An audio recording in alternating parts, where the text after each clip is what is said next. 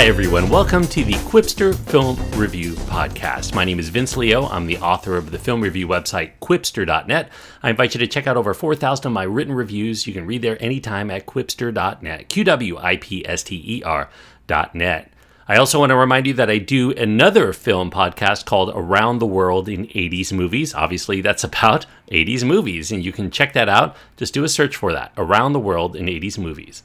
Today, we're going to be looking at a comedy that's out in theaters called The Spy Who Dumped Me. It is a film that stars Mila Kunis and Kate McKinnon. Justin Theroux, Sam Heughan, Hassan Minhaj, Gillian Anderson are in the film. Susanna Vogel is the director. She also co-writes the screenplay along with David Iserson. It's an R-rated film. It does have violence, language throughout, some crude sexual material, and graphic nudity, and the runtime is an hour and 57 minutes. Getting beyond the terrible title, obviously the title being an homage to the James Bond film, The Spy Who Loved Me, which I guess it was an homage to the book by Ian Fleming called The Spy Who Loved Me. The Spy Who Dumped Me offers some choice laughs from its capable comedic actors who are front and center, amid yet another cliche spy action thriller plot that forces them into potentially funny situations as part of its parody on spy films. The hit-to-miss ratio is in its favor this time out, and although the plot line may be a bit tired, it does offer some good and wildly over-the-top action sequences to boast, even if it is clearly trying more for the audience seeking good laughs. The premise here is that two BFFs, Audrey, played by Mila Kunis, and Morgan, played by Kate McKinnon, they're trying to find more moments to bond together when one of them ends up jilted by her boyfriend over text. What she doesn't know is that the now ex has been living a double life as a spy, and he's currently being sought at great cost from a major terrorist organization who are based in Austria.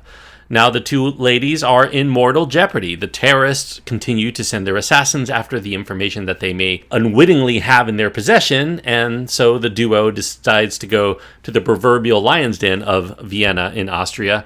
The Spy Who Dumped Me is written along with SNL's David Iserson, or actually he used to write for SNL back in the day.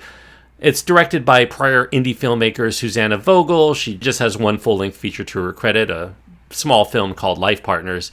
They're infusing some pretty funny comedy here, much of which is ad-libbed to be even funnier by her performers, Kate McKinnon in particular, as in most movies that she's in, gets the lion's share of laughs with her zany antics that are thrown in here. Mila Kunis, she does deliver a very charismatic performance, even if she's more of the straight woman of the pair. She pitches the part perfectly, at least as much as the limited characterization is going to allow, and her chemistry with Kate McKinnon is going to make some people hope that they pair together again for a future project. Now, given how inexperienced Vogel is in the genre of action flicks, I think it's pretty commendable that these action scenes actually come off as well as they do. This is an R-rated film, it should be noted. Some over-the-top violence is here. It can be a little bit nastier than some people might be expecting from a comedy, although I don't think that it ruins the tone of the lighthearted film overall if you're inured to that kind of violence. It's also a bit crude in its comedy, albeit it's still pretty funny in this regard, but I want to throw that out there for those people who prefer to avoid movies that have gross-out moments or vulgar references. The movie does dip into that material on a number of occasions, so I'm not sure you want to bring the kids to this. Now, what keeps The Spy Who Dumped Me in the realm of being a passably entertaining, maybe overly prolonged here, I mean, it's almost 2 hours long, instead of a truly good film, it's not only because of its inherent derivativeness. I mean, it has a MacGuffin in the form of a USB flash drive which has contents. I really couldn't tell you the nature of what the contents are of that USB, and I can't even tell you what the end goal of the terrorist organization is. I guess the makers of this film, and perhaps quite rightly, must have figured out that the explanations literally aren't not going to matter to anyone in the audience, so they don't really go out of their way to explain those to you. The villains in this film are not very formidable, but they do offer more comedic moments than most spy comedies tend to. Other spy comedies usually have the laughs with the protagonists, and the villains are usually pretty menacing. One of the terrorists here, though, is a female gymnast who uses her physicality to a pretty good extent to make the action scenes a little bit more dynamic through some acrobatic displays.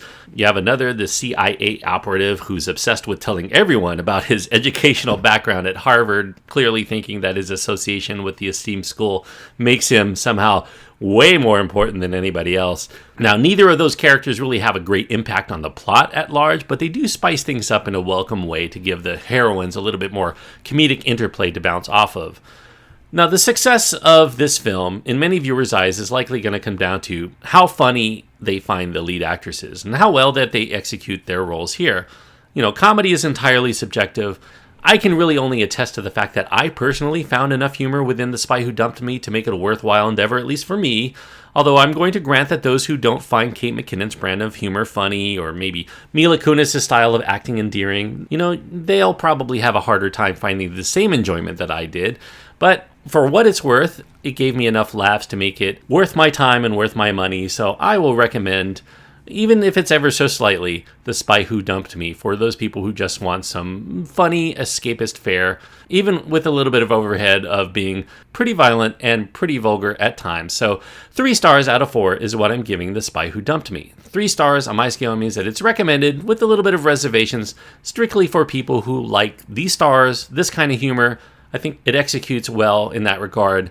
If these stars do not appeal to you in any particular way, or you tend to dislike these kinds of vulgar or these kinds of over-the-top, action-oriented spy films, you're probably not going to get enough here to sate you in any particular way. This really is aiming for a particular demographic, and I think if you're in that demographic, it'll hit you well.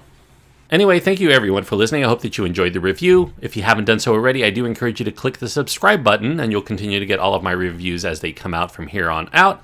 Also, I have almost 300 film reviews that you can check out if you check the back catalog for this podcast. In fact, I actually had to get rid of quite a few of them. There are so many episodes that I haven't been able to keep them all online. There's kind of a limit to how much you can have. So I encourage you to listen to them while you can. And if you can't, you can always find my reviews on my website in written form. Quipster.net is where to go. QWIPSTER.net.